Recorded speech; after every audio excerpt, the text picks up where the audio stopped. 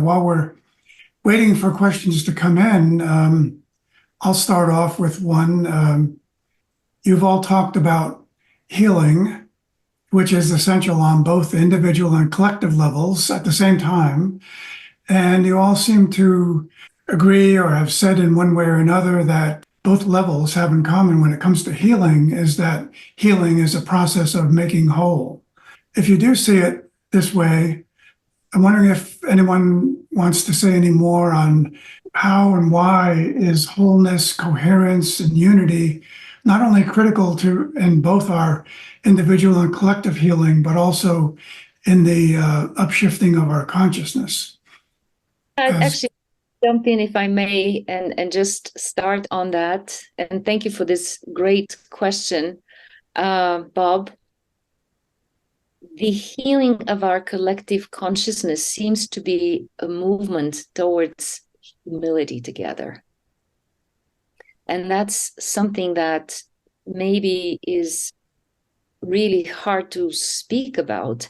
But when we, to the extent to which we recognize our interdependence, to the extent to which we recognize that all our individual I contributions and I theories and I initiatives are really dependent on the rest of humanity, we grow in humility. And when we grow in humility, we really begin to listen to what the fox had to say.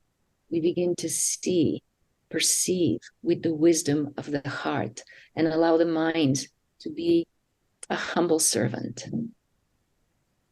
So that is a collective shift that we're living very unevenly, but I think that's also the test of how much we're indeed upshifting.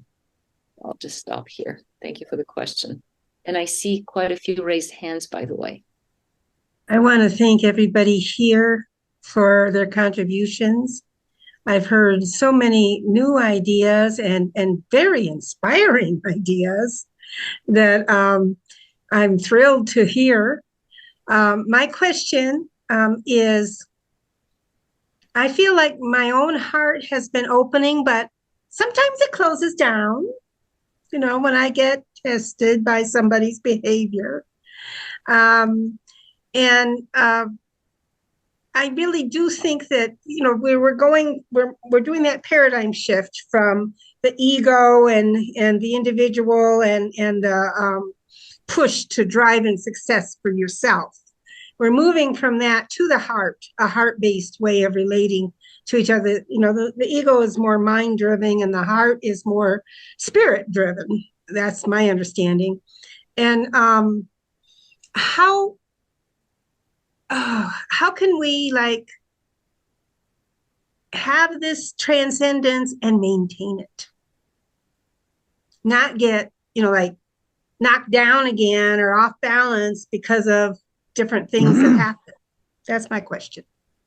Sure. Ariel, you mentioned ego.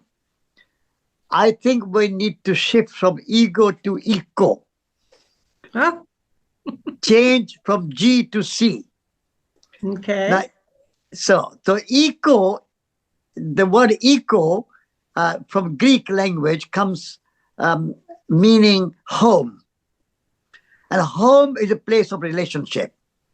And from that eco comes economy and ecology. So management of home and knowledge of home, ecology, knowledge of home. So if we move from this self-centered, self-regarding, me culture to eco-relatedness, homely, we are at home, we are all related as relations, brothers, sisters, friends, and so on. So from ego to eco, that will be a good slogan or good idea, changing from G to C. Because at the moment, what we are sort of educated is to go for personal success. Mm-hmm. All our education is about personal success. My career, my house, my job, my fame, my name, my success, me. This is our education. From age 5 to 20, for 15 years, school, secondary school, university. They all teach you one thing: personal success. How you get out, on the ladder, the career ladder, higher and higher. So I think we need to change our educational system. And this is why I started Schumacher College in England. And so we can educate our young people to move from ego to eco, and how we take care of each other, how we take care of our fellow human beings, how we care of our planet Earth, how we care of our forests and animals and oceans and rivers and people and so on. So this from ego to eco, that is the kind of education we need to change. Unless all our educational system is now brainwashing people to become more egotistical and more self-regarding and more self-centered. And so that's where we need to change. Education needs to change. Yes. That'll be my response. Ego to eco. Thank you, Satish. We do have some more hands raised. Alan, you're up. Satish has almost said it, but just to talk on education, I think Lingma Taggart started the right way. You go right down to the bottom and the dregs and see there what's wrong. And I've done that in 80 schools in England, and it's terrifying. It's beyond terrifying. It's horrific. I've even been to the Pope about it. It's not even a two-tier system of education, as I wrote to the Queen in 2005. £3,000 a year for a comprehensive kid, 40,000 for an Etonian. You can't educate a kid on that. Brown raised it to 5,000, and 1 million kids were deprived of education according to the national audit. So the next thing is movement. The women's liberation movement really started with a few writers at Bedford University in the 17th, 18th, and then the suffragette movement.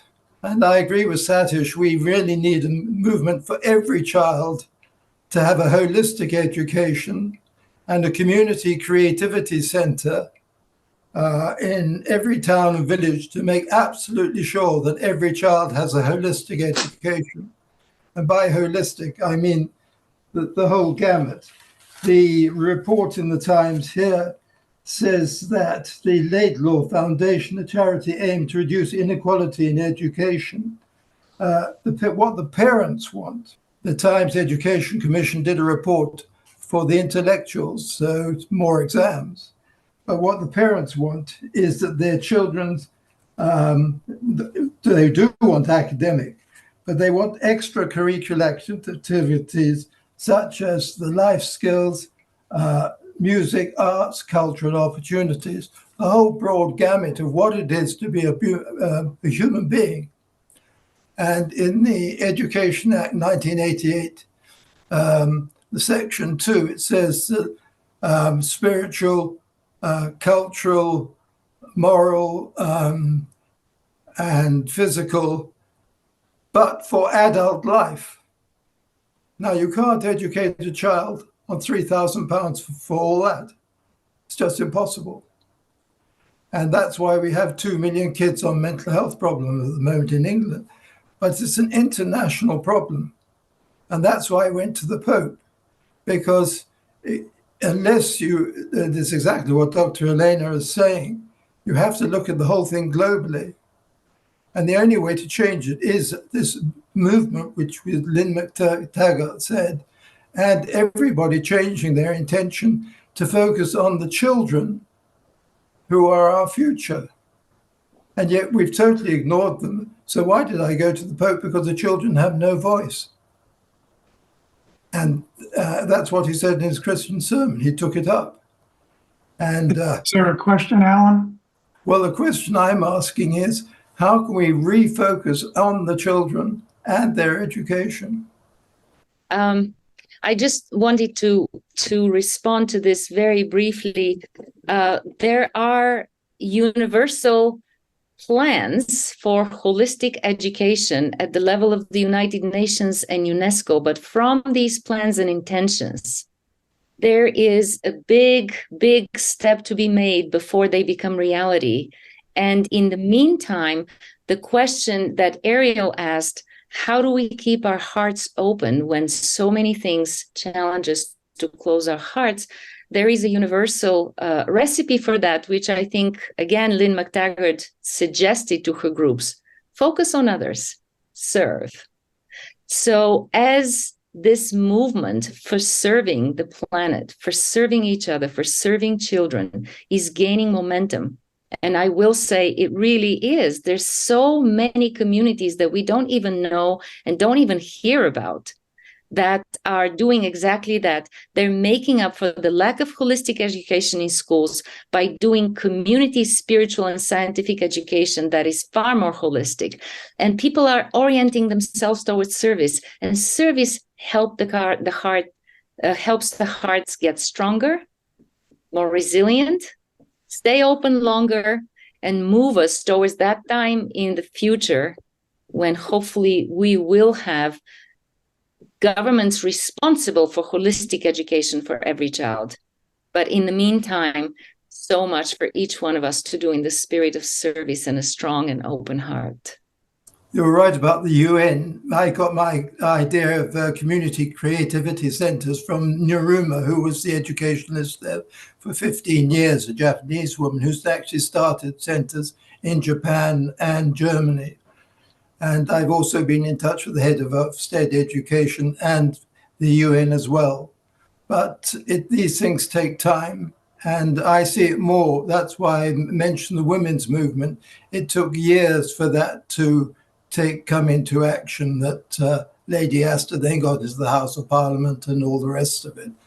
So one thing every school can have to start with is a garden. Every school should have a garden. When children do something with their hands and plant seeds and see the seeds grow and connect with the soil and connect with nature, then I think they'll be less egotistical and more ecological. So let there be a garden in every school. Like you have a science lab, you have a gym, you have a football field, you have many, many other things in every school. Why not every school having a garden? That'll be a good start to move from ego to eco. Excellent idea. Thank you all so much. We covered a lot of ground in these 2+ hours, and we are a little over time, so we'll close it. Thank you all so much for a wonderful, very meaningful conversation on so many important topics for our time. And maybe, David, do you want to say anything about tomorrow's sessions? Thank you very much, everyone, and everybody who's been part of it, people on this session, speakers, chairs. Just to say, yes, we start again tomorrow, 4 o'clock GMT, for another 2 sessions, and we look forward to seeing you there.